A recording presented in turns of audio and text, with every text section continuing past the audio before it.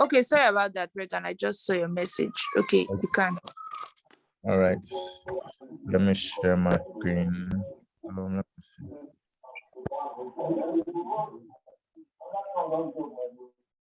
Please enable screen sharing. Okay, sorry, hello, Mr. Amaka, please. You can unmute. You Regan, can mute the can other go students. ahead. Yeah, I will do that. Thank you. Regan, go ahead and share your screen. Okay.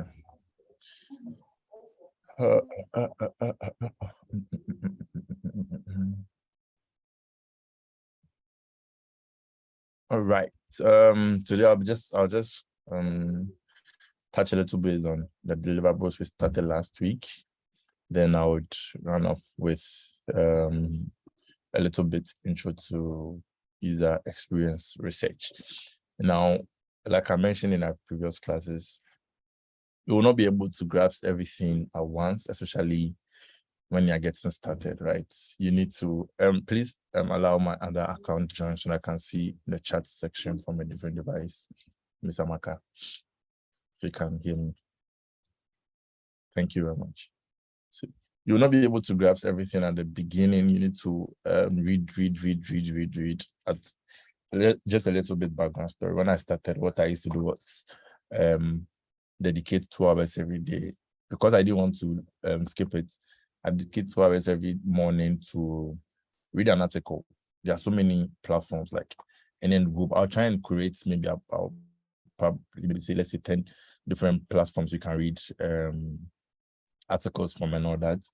I used to sign up for emails, newsletters and all that. So I wake up in the morning, spend like 2 hours just reading articles and watching video on user experience. That was because I didn't have enough money to purchase courses. And yes, you can actually be self-taught with just YouTube videos and online articles and short free courses from people. You don't have to go and spend a lot of money to purchase courses. So I would advise you do that, dedicate, let's say 1 hour read, because a lot of mistakes most beginners do is after they are done with a cohort, a masterclass, they feel like that's it, they've been taught everything, but that's not it, right? One tutor cannot provide you with everything. And I mean, information is a lot out there. So try and study for yourself. I might probably be wrong with some few things, try and discover new information for yourself. So yeah. That being said, I would like some of you to list some of the deliverables we looked at last week in the chat section. In the next 60 seconds, put them in the chat. Some of the deliverables we looked at. Don't disappoint. Put them in the chat. Or I'll mention names. Let me see. User persona. Personas, something different. Victor Abigail. Put in the chat section what you remember from last week.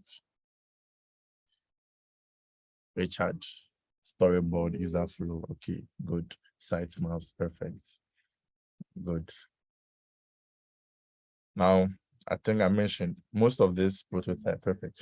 Most of the deliverables are based on the kind of environment you're working in, the different teams you have in. Okay, good. Storyboard, visual design, good.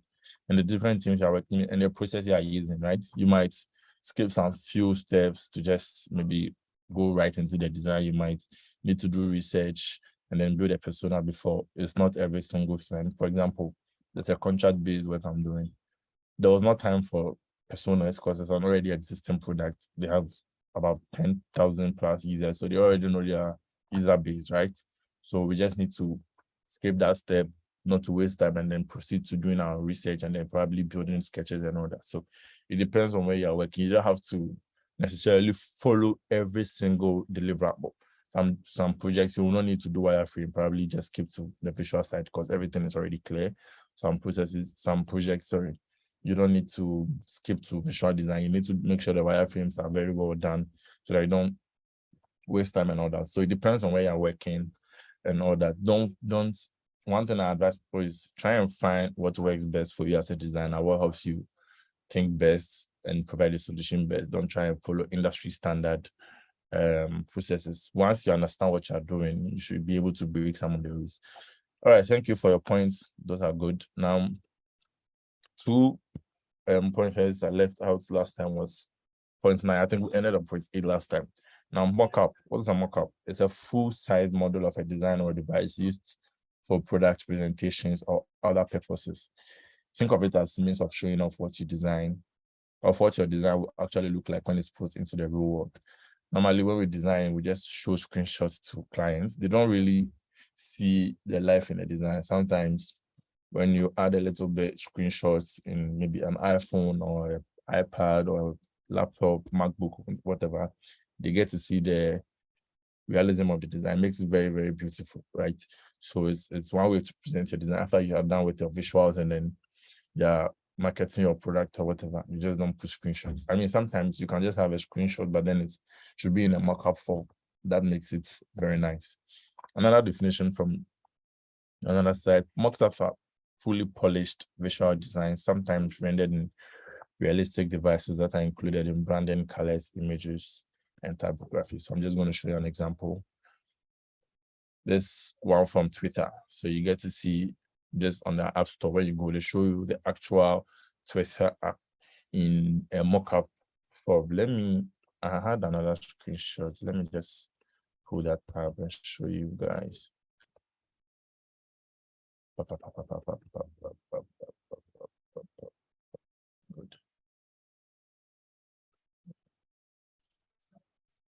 So there's one from a bit up. So you get to see this on iPad app, and they represented it or used the mock-up of an iPad. So it shows you this is very realistic.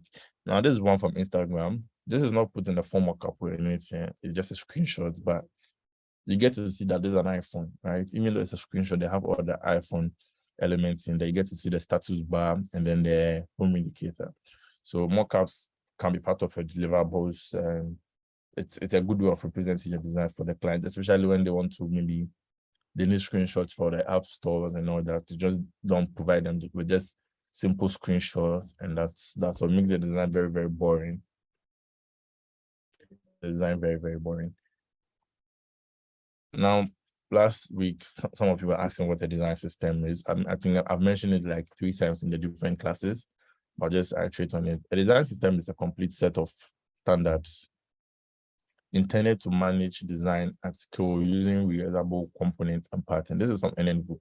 Now, when you work in a very huge company, right, on a very huge project, design system is very, very, very important, because you might probably be working on so many products that are very similar, and you wouldn't want to use different elements. Maybe probably your buttons look so different in all your products. That's going to be very bad.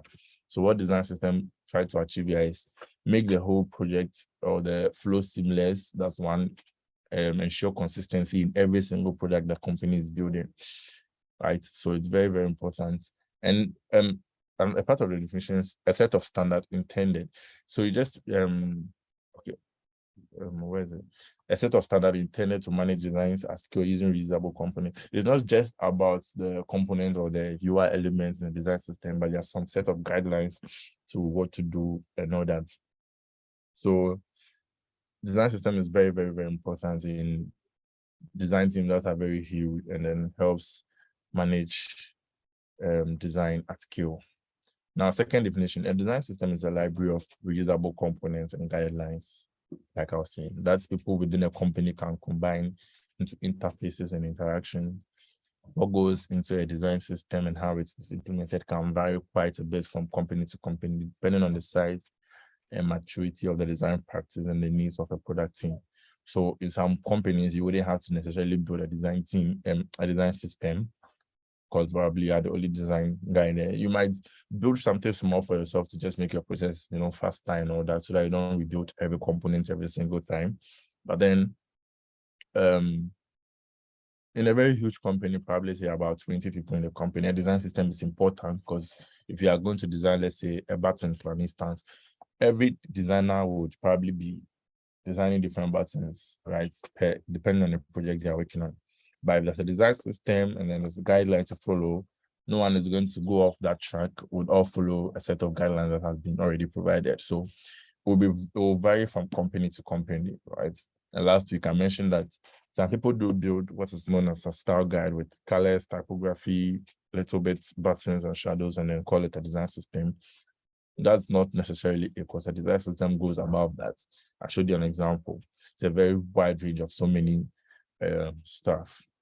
Now, a friend of mine shared this website with me, designsystemforfigma.com, where it shows you collection of design system all around the globe.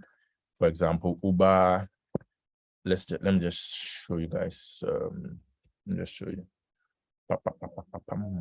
Design system Figma.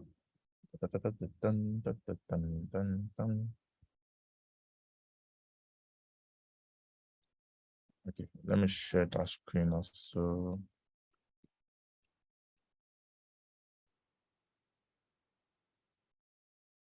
Okay, so this is it.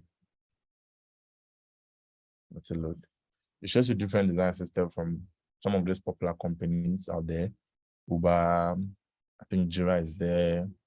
What's the other one? Let me see. There's Ant, there's Backstage. Why is this still not loading? Just a minute. Let's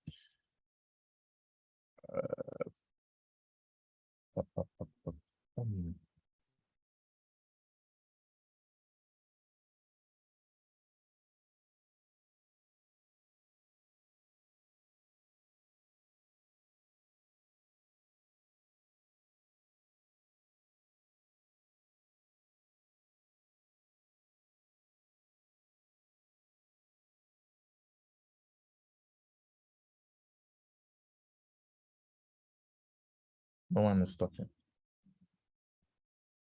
Can you hear me, guys? Yes, Hello. we can. I think someone dropped a message on the chat. You can check the chat. Okay, yes. All right, thank you. All right. So yeah, these are the examples. Airtable, Bold, so many design systems, Fluent, but then there are some popular ones like Fluent, Uber, and Design. But yeah, you can just take a look at this design system. There's Microsoft, and then just see how they work, and you can just duplicate them into your design, your Figma file, and then make use of some of the components they have over there. But the one thing you realize is when you work for a very long time, right? You get to, for example, me, when you work for a very long time, you get to build some kind of flow for yourself and some kind of system for yourself where you probably maybe you've done certain things so repeatedly that you've already built something to guide you. So when I'm starting a new project, I don't necessarily have to create a new Figma file. I already have a template. I just have to duplicate it. I already have maybe just set of components that I don't have to build again and all that. And this comes with a number of years. You don't just start at the beginning and all that. You do mistakes and all that. So take a look at these files and then, yeah, just make use of them. They are quite good. Okay, so that's a design system.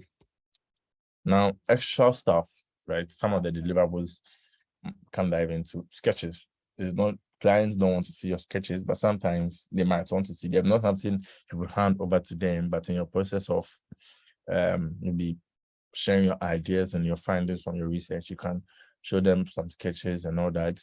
Some mood boards. I'm sure we all know what mood boards are. It's more like inspiration. So for every Figma file I have a mood board. So an example, I have a mood board where I put screenshots from several projects or similar inspirations I found to just help me brainstorm, if you want to put it. So you can build a mood board and then show to your clients, say, okay, this is what, for example, I have a brainstorming FigJam file where I just put screenshots here. So I have a call with the client and then I share to them, okay, this is what I found for this screenshots. So let me just show you. So you realized for every screenshot, I add a little bit text over here, what I like about this screenshot, what I like about this, what I like about this. And then on the call, I just show them. So instead of building a final product, you just show them your findings from, your research or the competitors you're trying to quote unquote copy from. And then you can pick up from there. So can build a mood board, analytics reports, usability reports after your testing and all that. So some of these things are things you can read on. So let's get into user experience research. Now, if you are confused, don't be. Like I mentioned, I'll try and get you articles at the end of the day to help you go deeper into them. I'll try and explain things very simple. Now, user research focuses on understanding user behavior, user needs, motivations, through observations, techniques, task analysis, and other feedback methodologies. It focuses on understanding user behavior, their user needs, and their motivation through techniques, task analysis, and other feedback methodologies. Another definition, user research or design research, as it's sometimes called, covers a wide range of methods. It can mean anything from interviews with your target group to usability studies, quantitative measurements of return on investment on your user experience design. Now, before I continue, let me read something.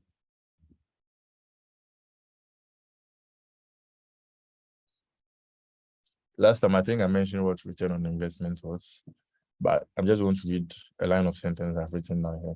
If you can show that the change you made in a design generated more sales, resulted in a larger number of customers, or made work processes more efficient, you have much stronger case for investing in user experience. So return on investment basically means it's what are the returns when you invest in user experience design. And through research, you'd be able to understand what your return on investment is, or what your return on investment for that particular project is. Now, as a discipline, user research methodology focuses on understanding user research, understanding user behavior and user needs through various techniques such as direct observations, surveys, task analysis. User research is beneficial in all stages of the product design process, from early ideation to the market release launch. Now, you definitely do research at the very beginning of every design project, but then sometimes in the middle of the project, certain things might not be clear, and you would probably have to go back and then do a little bit of research, getting feedback from users at every single point in time. Like I mentioned, you're not your user, so you need to make sure that whatever you are building, is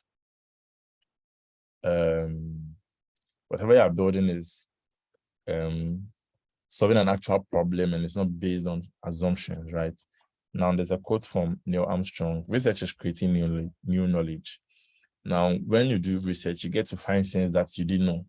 You probably now understand your users more, and then know where your users are using your product from, their age groups, their devices they are using, their favorite apps and all that. And this helps you or guides you when you are building your designs, right? Now, what's the goal of user research? I mean, we can just skip user research and just start designing. So what's the goal? The purpose of user research is to put your design project into context, like I just said. It helps you understand the problem you are trying to solve. It tells you who your users are, in what context they'll be using your product or service, and ultimately what they need from you, the designer. So if you've been with me from the very beginning of the class, I always mention that sometimes clients come to you and then they just have an idea, right? There's this health product. One friend of mine presented the client, and you realize that the client doesn't know anything about what he wants to build.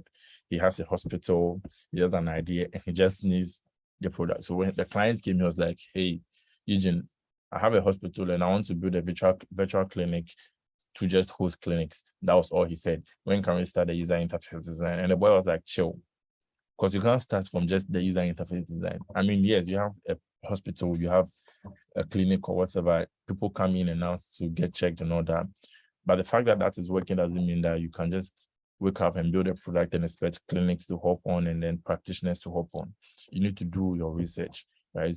Now, most of these clients will come to you with that kind of expectation, and then just expect that, hey, we can just start the user interface design, finish in 1 month, and then launch the product.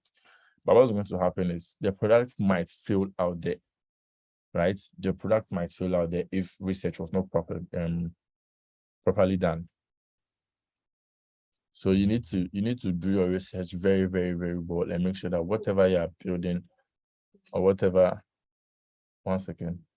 What is this? Okay. Whatever you're building is actually solving a problem. This guy's idea is very, very good. But then if you don't do research, you wouldn't know what your targets. Oh, there's someone on my screen. Who is that? If you don't do your research well, you wouldn't know who your target audience is, the features that will help them, and all that. So you need to do your research well, understand the problem you're trying to solve, get to know who your users are. Because trust me, maybe you have people coming to your hospital, but not all of them have smartphones. So you need to be able to know the number of people who have smartphones, the kind of smartphones they use and all that. I did work on a similar product last year, health product. After the research, I realized that most of their people were using, most of their people don't use smartphones. They use what we call a YAM over here in Ghana. You know, that those Nokia phones with just keyboards and all that. So what had to happen was the product needed to be built both for smartphones and then for those phones, in the sense that whoever has that Nokia phone with the keyboard can use the product with SMS and all that, but they don't have the app or anything, but they can probably get a doctor through SMS and then they can all that. So you need to make all these things and then make room for those people. But if you don't do your research, you're not going to know. You probably think, hey, it's 21st century, 2022, everybody needs to own a smartphone, and that's wrong. So yes, that's the goal of user research. Understand the problem, know who your users are. Like I've already said every time, their age group, their devices, their motivation, their needs, what they're trying to achieve with your products. Why do they need this app? Now, we'll look at a few importance. I mean, I think if you're very smart, you'd probably be able to derive some of the importance from everything I've mentioned already. It helps you to design better products, right? This time when we are designing a product, that is actually solving a problem, and product that will be very beautiful to use, will be pleasure. What's the word? It will be easy and then pleasurable to use. You wouldn't be designing something based off assumptions, right? It will be solving an actual problem, and it will be relevant. There are so many applications out there that are of no use. Today, I discovered an app called Fantastical. And before the class, I was just going through the application and, oh boy, this is a very nice product. Let's take an instance where you work in 4 different companies, right? And every company has a custom email for you, which means you will have 4 different calendar as one person. Now if let's say you want to check your meetings for Tuesday or Thursday, you have to look at every calendar. You have to look at calendar A, look at the meetings you have, calendar B, calendar. You'll probably have conflicting meetings that you wouldn't even know, right? Now, what Fantastical does is they've created a calendar app that brings all calendar into one place. I mean, there are probably other ones there. What they do is they bring every calendar, all your calendars from different accounts into one place, all your reminders, your events into one place, and by just looking at it, so this is it. By just looking at it, you can be able to just, let me just open Fantastical. Can be able to just see all your calendars in one place. It's a very, very, very, very nice application. And this is something that I realized that was not built based on assumption, because it's something myself I was facing. For example, I have about 4 or 5 different emails. Yes, 4 or 5 different emails. And I need to check each calendar to see the meetings I have. And there's sometimes some of them conflict and I don't see. So now, when I saw the app, I added all the accounts. And at the goal, you get to see every single meeting you have for that day, every single reminder you've set up, tags and everything. And it's very, very powerful. And this is a product that I'll call relevant because it's solving an actual problem. You get it? And even aside that, their interface is very, very beautiful. So this is a free ad for Fantastica. You can look at it. It helps you. I don't know if you know of Calendly. It helps you with something of that sort where you can just generate. What's the name? They have a name for it. Let me see. Openings. So just like Calendar, you can share a link to somebody and they can pick a date to meet you. So they will see all the times you have meetings and the times that you are free, and then they can pick from there. Very, very, very good. Like, this is so powerful. So this is an example of user research. I don't know if they did research, but I'm just saying helping you to design better products, and then a product that is very relevant in the market. Now it helps to save time and money. You probably not understand this when you are designing from a background, like you are just doing the design. You probably not understand it because you think, oh, Zoom user. Yeah, questions can be asked, then I would give the chance for that. You probably not understand why it saves time and money, but like I mentioned, software engineering costs a lot. You don't want to skip user research and then just get right into building a product, because at the end of the day, you might probably build the wrong features. You might probably build the wrong features or have so many things done wrong, right? So you need to do your research well, because I mean, it's not that costly to talk to people and then know what they actually want, instead of just going out there and building what your users are on each, right? And it helps you to understand the return on investment of your user experience design, which I've heard you explain. So we are 30 minutes into the class. I'll give the opportunity for questions before I proceed. Zoom user, you can ask a question if you have one now.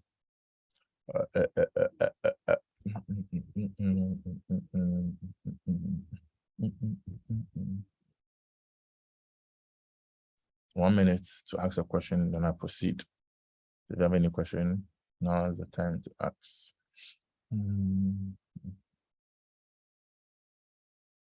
Oh.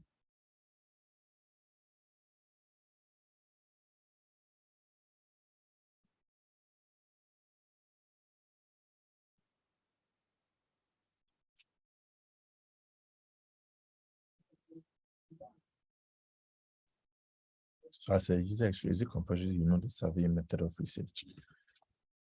Okay, so I think I've mentioned this. I wouldn't call it compulsory. Oh, I answered this question last week. I wouldn't call it compulsory. Why? Because you can work in a company where someone is doing the research side of things and doing the survey for you and everything, and then you do other parts of things, right? Everybody as a designer has a stronghold, right? I myself, I believe I'm good with the interface side of design, doing necessary research and then putting things together. So when I work in a very huge company, I wouldn't pick up so many tasks to go and do in-depth research and all that. Another UX, I mean, where I currently work, I work in a law firm. What happens is the product manager, fortunately, is good with research and all that. So he does that side of things, put up his findings, pass it to me. I try and consume the findings and then make a meaning out of it. Then I proceed with that. So it's not necessarily compulsory that you know how to do it, but some of these things are just add-ons, or let me say, good to have. Because if you're working a law, you probably need to maybe come up with a little bit savvy questionnaires to put out there, right? So it's not a compulsory thing to have. Then I also did mention that UI, UX is not two different fields, but you can just decide to do one side of things, just design how to design beautiful. And then, because in huge companies, they don't have one person doing everything. They have one person. Your work is visual design. Just do the design, make them beautiful from what the research people will bring to you, and then the copywriters will bring to you. So it's not a compulsory thing to, I'm coming 1 second. Oh, I'm looking for something.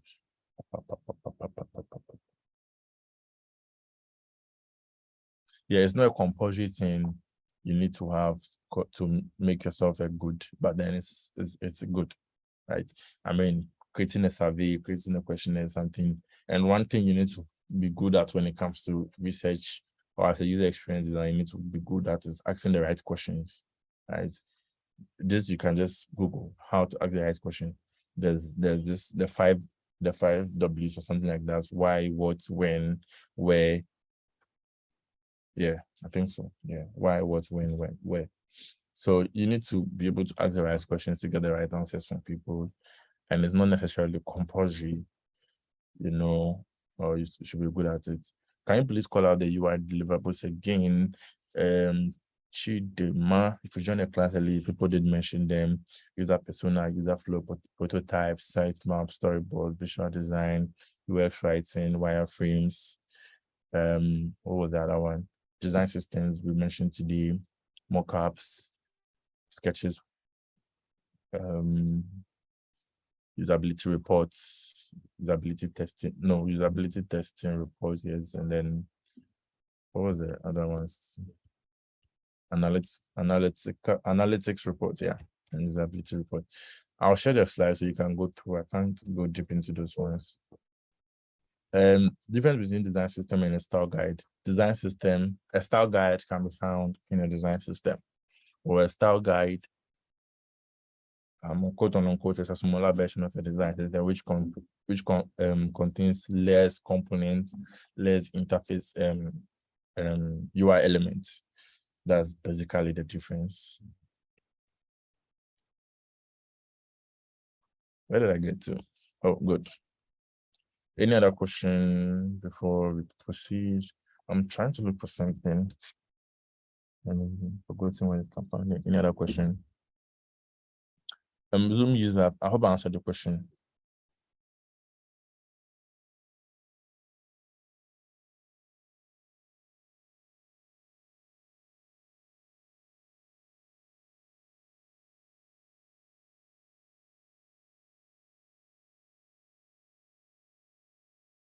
Okay, Zoom user, I hope I answered your question too. If you are there, just with us.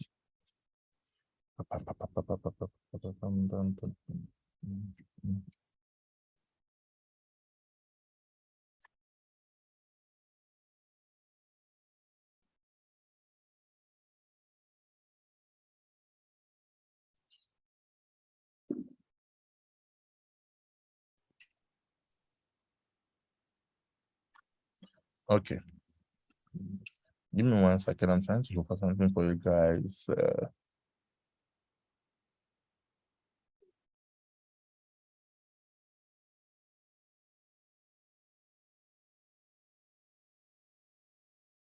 All right, so I can't find it. Now, user research can be divided into two main categories, regardless of the field you found yourself in. It's either qualitative or quantitative. Now, when I was level 100, I used to have a problem with these two ways when I was in statistics. For some reason, I couldn't tell which one had to do with numbers, right? Which is very, very weird. But then qualitative, which is quality, that's what I used to put it, and quantitative, which is quantity. I'll answer this question later. Qualitative, which is quality, and quantitative, which is quantity. So quantity has to do with numbers, the other has to do with emotions, or if you want to put it now, qualitative methods: collecting and analyzing non-numerical data like text, videos, audios to understand concepts, opinions, experiences. It can be used to gather in-depth insight into problem or generate new ideas for research, right? So when it comes to qualitative methods of research, it doesn't have to necessarily be about numbers. We'll look at some of the methods, and then quantitative methods emphasize objective measurements and statistical, mathematical, or numerical analysis of data collected through polls, questionnaires, and surveys. So like I mentioned, quality has to do with, put it like emotions, and then quantity has to do with numbers. Now, I want to read another thing I have in my notes.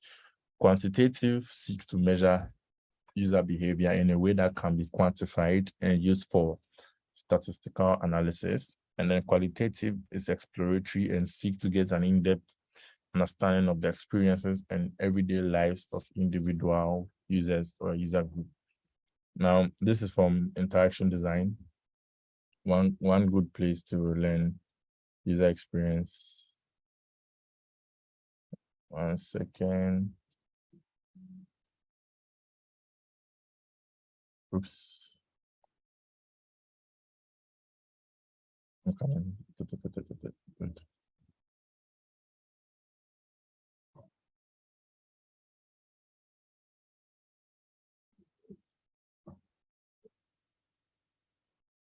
All right. Qualitative method.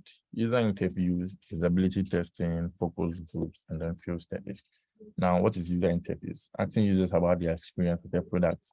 Now, this is very, very, very, very important and it's very huge. Like, there's no one way to do this, right? There's no one way to do this as a UX designer. You just need to find out what works best for you. But then one important thing you need to have, or one important skill you need to have, is be able to ask the right questions. Being able to ask the right questions. Like I've already mentioned, why, what, when, and where. Be able to, and there's a how, I think, here. So don't give users questions that they're going to answer as yes or no. Give them questions that give them the opportunity to be able to talk, express their emotions, express their feelings, not just one word answer. Yes, no, okay, no, no, no. You need to give open-ended questions where they can just answer in like long sentences. That gives you more information, right? And it's an important skill to have as a user experience design. So user interview, just like the way you apply to a job and then you are called for an interview. Same thing here. Nothing different. You get on a call with a user of the product or the product or whatever you're building, and then you try to understand, engage them in a conversation. Oh, why do you like using this product? How do you use the product on a normal day? Where do you usually use the product? And how do you probably maybe complete the steps in the product? You try to get into their head and then understand them very well. You might see it as, oh, I can tell how the person will do it, but trust me, you don't see. I mean, if you see how females, no disrespect, but if you see how some females use their mobile phones, very slow, like in terms of clicking, they sometimes wonder, what is this for? What is this for? Right? And maybe you can see a guy and he's just using the phone very fast. So all these things play a role in it, trying to understand, get into the person's head. If maybe let's say the person is using your product, right? And that's why in-person questionnaires are good. The person is using your product and they get to a screen and then they pause. Let's say for the first 5 steps, they were very fast, and then the 5th point, they paused. Ask them why they paused. I remember one UX designer was building a product and he called me to be a user. So we were on a call and then he asked me to perform a task. So he'll be like, sign up. He'll be like, sign up. We all think, hey, bro, do you think I'm dumb that I don't know how to sign up? But what happened was he was getting information. Like I was going through the normal sign up process. I get to a point and then I'll pause and I read and he'll be like, why did I pause? Then I'll answer. He'll be like, why didn't I click this and I click that? Then I'll answer. He was making information out of that, right? What you don't know is he will interview another person and then the person will do something different from what I did. And it's all based off our thinking process or our mental models. So it's important that you ask the right question and then get to see why the user is performing this action this way, why the person paused that, all these are good. Now, moderated or unmoderated testing of a product by people who represent the target audience. I think I mentioned some of them in the interview points. So yes, same thing, testing. It's good to have testing online. Sometimes it's good to have them in person. It's very, very good to have them in person because you get to see people's facial expressions, if they frown or if they are confused and all that, right? And if they are frowning, you as a user experience designer, you'd understand what is going on there. Your product is probably confusing the user. So, ouch. That's another method.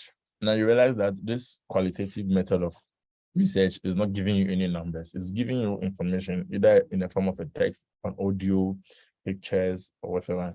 Now, focus groups, participatory groups that are led through a discussion and activities to gather data on a particular product or service. So you can have a group of people. So I think I took part in one some time back for product. You can have a group which is led through a discussion. So why this, why that? and then perform certain activities like real world activities, and then gather particular information for your product. Now, field studies, heading into the user's environment and observing while taking notes and photographs. I think I saw some on LinkedIn like some days ago. I've forgotten what product it was, but I think they went to the marketplace to engage with the market women and then understand how they use their product. And I was like, whoa, wow, this is beautiful, because they're actually putting this in use, right? You go there, they talk to them, they get to see, I mean, let's say a market user or a market woman using your financial product, you get to see how she's using it. So you're sitting there and you're observing her, and then you get to take pictures. So probably maybe she uses your app to send money or something of that sort. You get to see how fast she uses the app, and then maybe serve the customers at the same time. So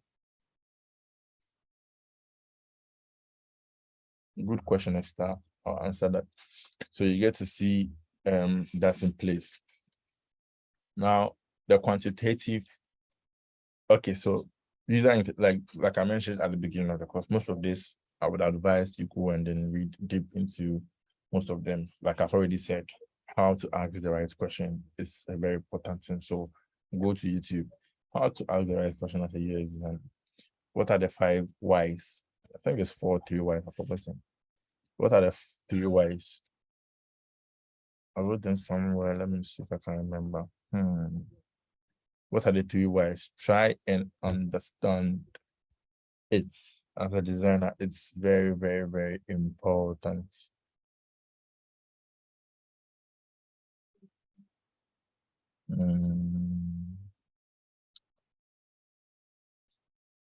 All right, quantitative methods. We have user surveys, we have eye tracking, we have web analytics, and we have A/B testing. Now, user surveys, questionnaires often gather a large volume of response, which can open up the opportunity for more detailed user analysis. So you can do a Google form, ask your questions, get to see people that support this, support that, people who are for this motion or not, all those kind of information. I'll give you some numbers, right? So maybe you ask the question like, how many people use an iPhone X?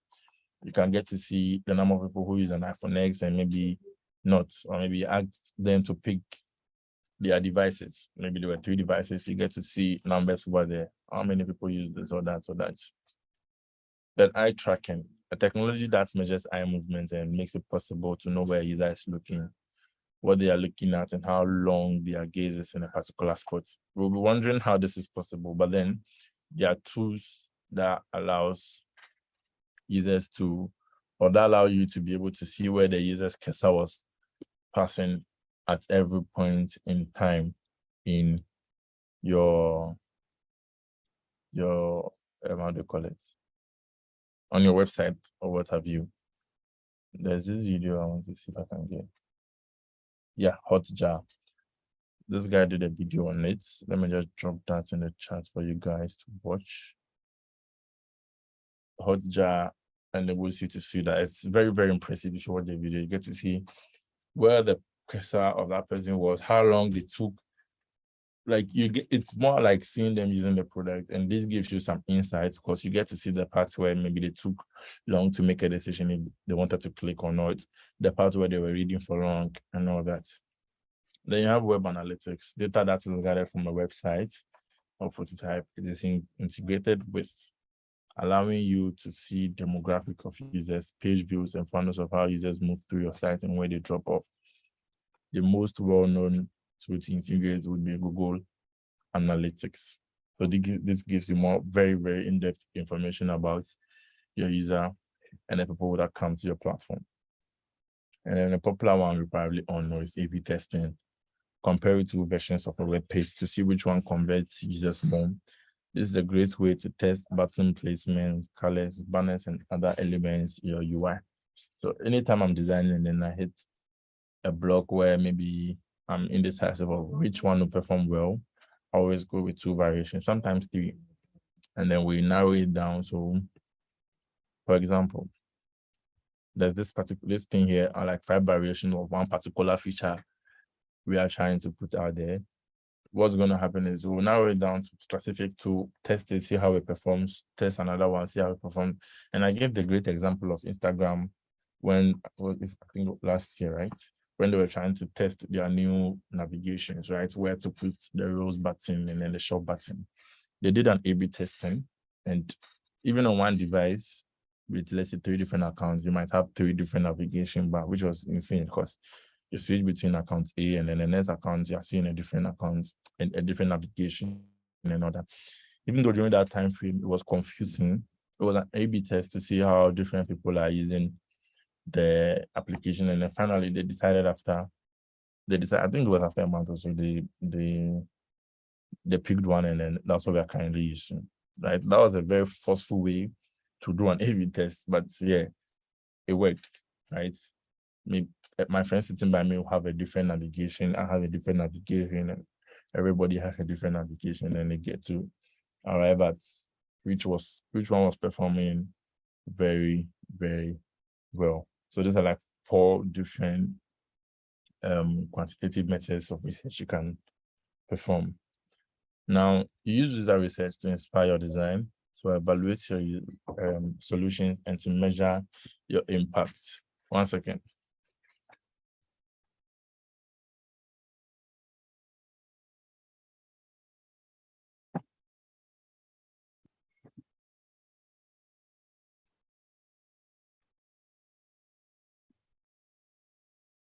You use user research to inspire your design, to evaluate your solution, and to measure your impact. You use user research to inspire your design. So, is there a live example of A/B tests? Oh, live example. Not that I know of, but an example I remember was, what was it called? I'm coming, let me check. Before I look for that, we use user research to inspire your design. So you get to do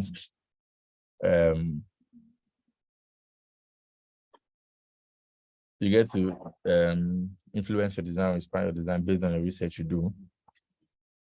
Based on your research you do, evaluate your solutions, and then, okay, good.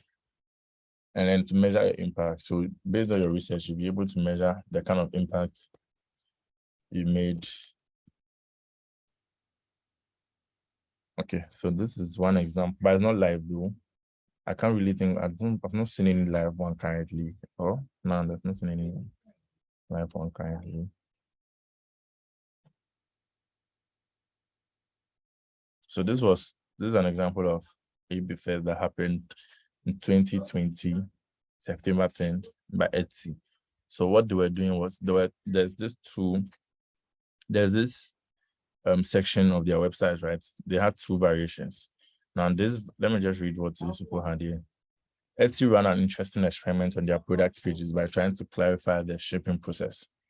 In this A/B test, we can see that the control version displayed a simple delivery range with text, whereas the variation displayed a linear shipping timeline with 3 steps, possibly creating a stronger sense of urgency. Checking up on this a few months later, we detected that variation was implemented. So the first one, it just shows estimated time of delivery, September 15 to October 6. That's all.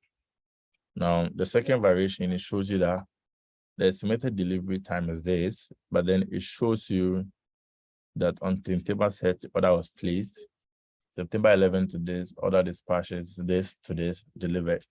It gives you more information as compared to the first time where you just see 15 to 16. You don't know the status of your order, where it has got to, whatever. But in the second variation, you get to see more details about it, giving the user more information. Okay, you get that. This one, let me see good UI and see if we can find another example of A/B tests. Tests, okay. Done.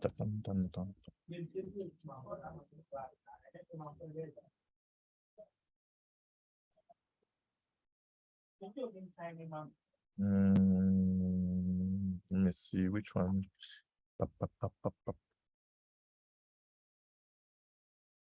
Okay, let's look at this.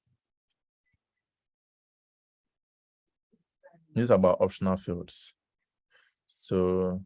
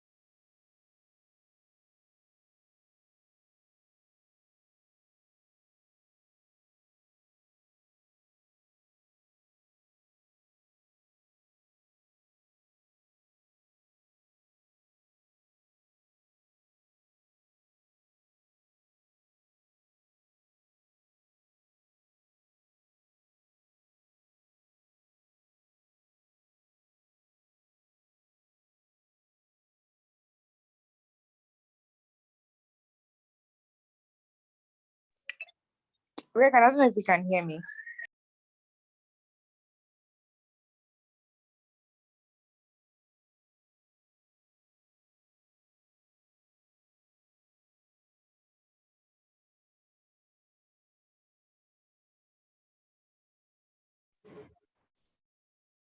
Amaka, Emmanuel, my laptop dropped off. So give me 1 second. Let me rejoin. Okay. Pop, pop, pop, pop, pop.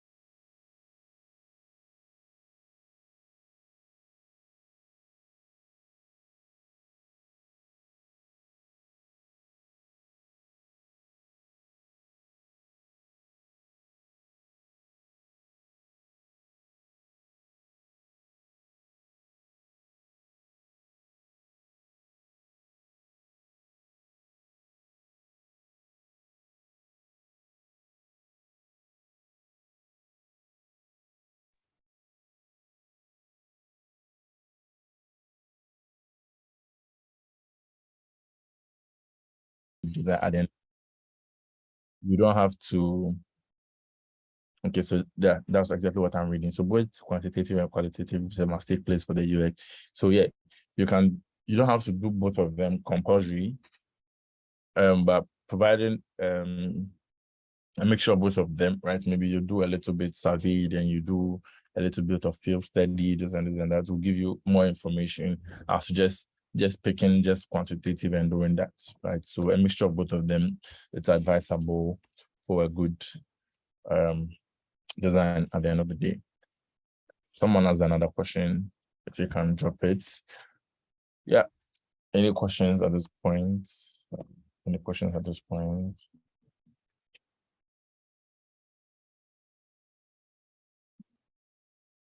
Basic type of research one must do is interview, talk to people, either through surveys or actual communication. It's important.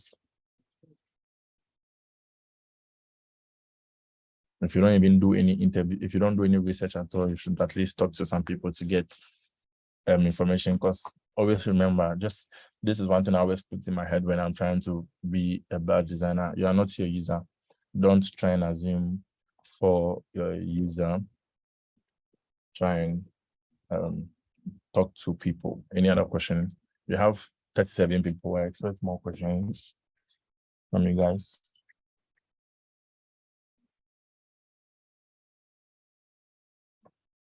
Okay, so is UX, good, that was the question I asked you. Is UX designer in charge of making the design system?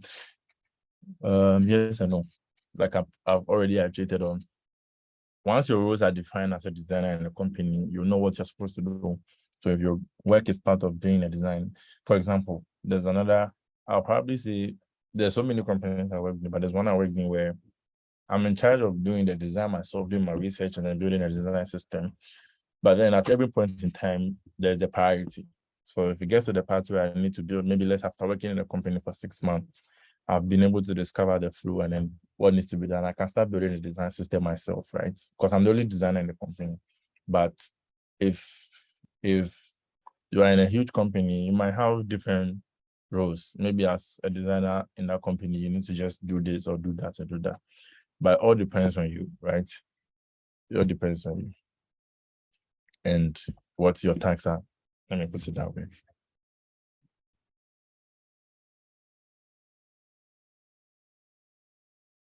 The second part of the question, the minimum number is 10 based on research. Between 5 and 10 is okay for user research. And then will our research participant be limited to the user categories in user persona? You should relax. Will our research participants be limited to the user categories included in the user persona? I'm trying to get a question. Will our research participants, so the people you talk to, would they be limited to the user categories? Oh, okay. So if you build your good. So now you do your research even before building your persona. So it's based on the people you talk to that you'll be able to define who your persona or who your user is, right? Remember, after talking to, let's say, 10 people, right, we'll be able to tell that, okay, our user is probably between the ages of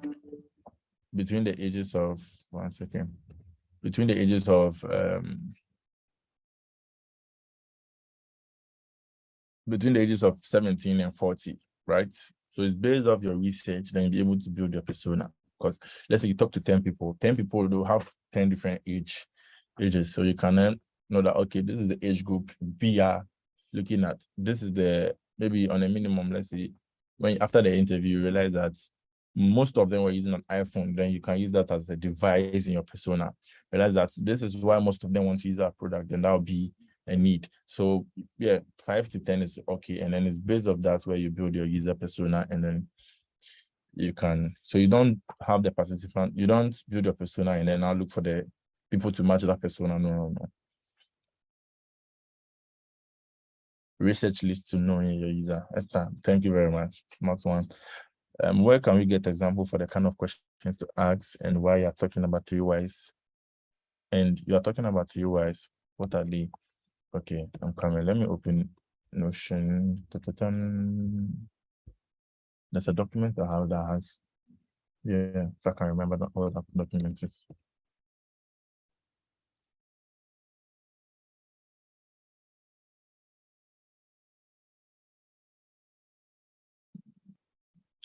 Give me like 1 minute, please. Good. Good, I found it. So, design interview question. Big no-nos. This is from Musical, a designer.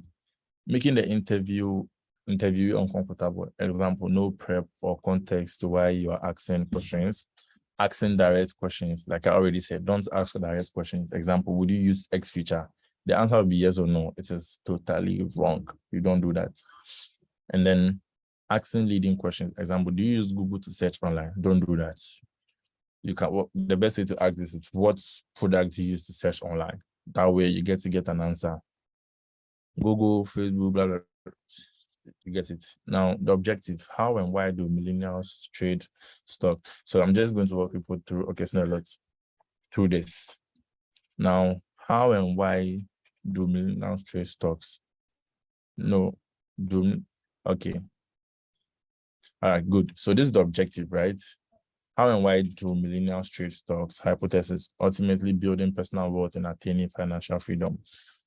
What question you should ask is how and why millennials trade stock? no is, do millennials want to make money? It's too broad, and then you probably not get the answer you want. And then another no or another question not to ask is, what financial apps do millennials use? It's too narrow. You don't get the answer. So the first W. It was not 3Y, sorry. The first W is Y, which is why. Why do millennials trade stock and how?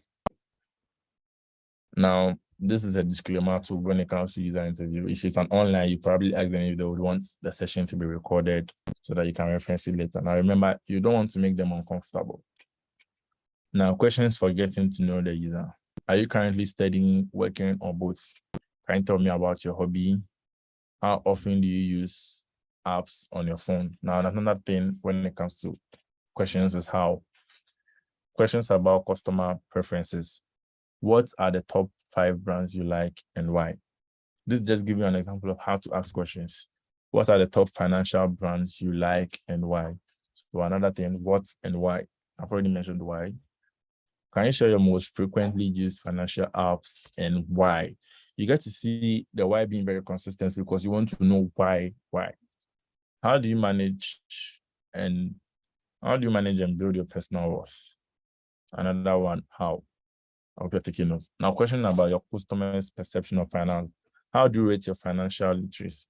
What do you know about finances? Now, this question is very broad. It gives them the opportunity to talk, You will not ask a question like, do you think you are a 9 out of 10 when it comes to financial literacy? No. That is a very close question and direct, and it will give you a yes or no answer. Now, question about customer perception on personal wealth. What are your thoughts on personal wealth? Questions for closing out the interview. Are there any ideas or thoughts you might think we might, are there any ideas or thoughts you might have that you think we might find valuable? I will follow up if there are any other questions, and then do you have any question for us? So just give the people to be able to contribute to whatever is happening at that point. You don't make it too close so that they cannot ask anything, right? You realize how this gives the user the opportunity to say their mind, right? It's like Kawadjin, if you don't understand, say your mind and be free. Please, did you answer the question about minimum number of participants? Yeah, 10. 5 to 10 is the required based of research. 5 to 10 people, and then you're good. So, example of the kind of questions to ask is what I just showed you. So you make sure this is just for a particular niche, right? A particular topic or a particular product you're trying to build. But based off this, I'll see if I can find the link where I got this from and then share that as well. Emmanuel, please remind me. So yes, don't ask direct questions, don't ask leading questions, and then make the interviewee very comfortable. Make them very comfortable. So using why, what, how, where. This example, there was no where, but where do you normally use your product? Or is one question. What, why, where? Yeah, and how? Let me see. Okay, so answer this. Wireframe or UI not part of a style guide? Most style guide I see online.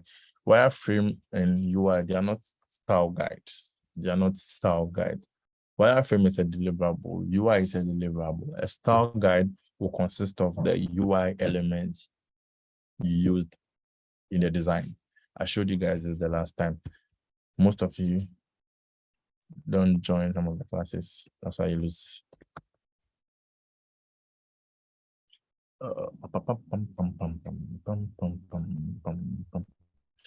Okay, any other question? Let me see. Okay, I think I've answered all. Yeah, I've answered all. Yeah, so this is an example of a style guide, right?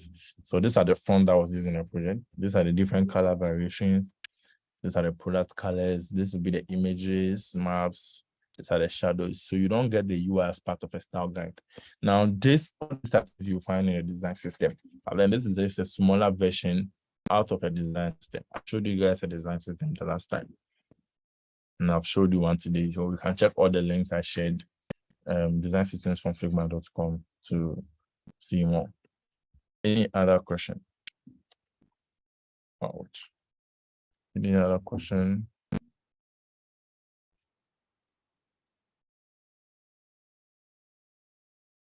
Okay, are we to pick random people for testing? All right, so it differs or it depends, right? For example, last time someone met me and they were like, they are doing a survey and they would like to gather information from me. I'm probably not part of their target audience. I don't know what they are, but they were just doing their survey and they wanted information. That's one. Because I count as part of the whole human beings, let me put it that way. But then if it's an existing product, let's say WhatsApp, if they want to get actual users to use their product, they have people who use their product, they can reach out to. They can probably, let me just say, WhatsApp can probably text me and be like, oh, you want me to participate in a user testing, or they want to ask a few questions because I use their product. If it's a new product, you don't know who your audience are going to be. So you're going to have a very wide range. You can just talk to, let me say, random people to get their concept, because they are human beings, right? They are users. They can contribute to part of their product they're going to use. So if it's a new product, let's say maybe you're trying to build a financial app, right? They're trying to build a financial app. To the company, they are building a new product. And then to the world, it's not a new product because people already use a financial app. Let's say a bank app. People already use a bank app. So what needs to happen is, part of your very first question is you're going to ask, do they even probably use any financial products?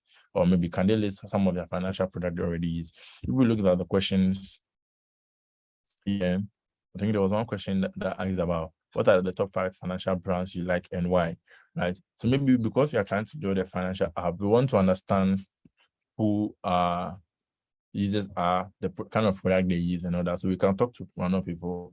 First question, hey, do you use any financial products? Okay, what financial products? Why do you use them and all that? And then you'd, from there, be able to ask the questions you want to ask, right? If the person doesn't use a financial product, you would probably have a different set of questions tailored for that kind of people. So when you're starting your user research, you can pick random people for your testing, or you can go with, you don't go with people you perceive as your target audience necessarily, right? You don't go with people you perceive as your target audience necessarily. But the fact that 5 to 10 is minimum or good doesn't mean you can, if you have a survey, you can share to as many people and then make sense out of the data you gather at the end of the day. Any other question? I'll take one more.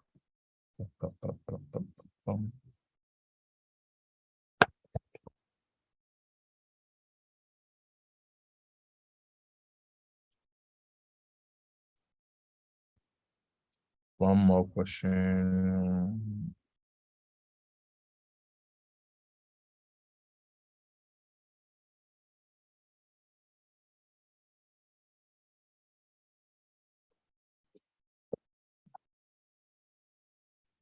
One more question.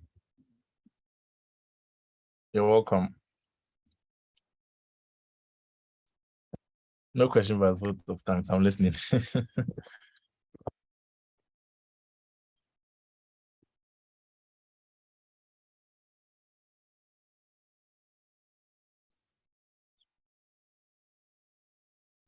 Thank you, guys. All right, then. There's no question. My LinkedIn is always open.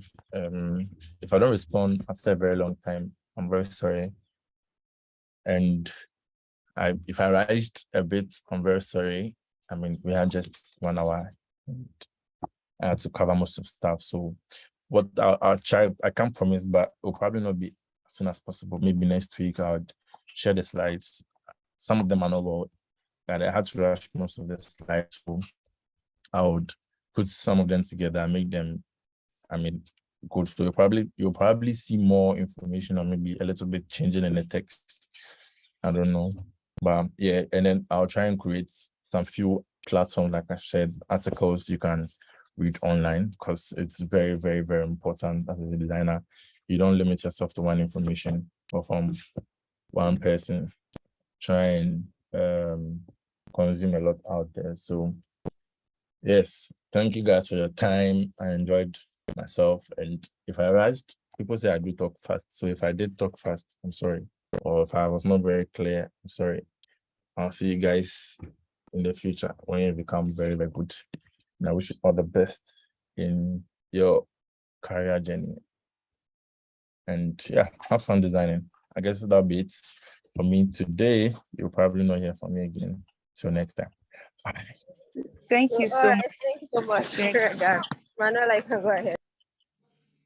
Thank you so much, Regan. So, guys, this is the last time that Regan is going to be teaching you. So maybe, yeah, like what he said, sometime in the future, probably you get to meet him again.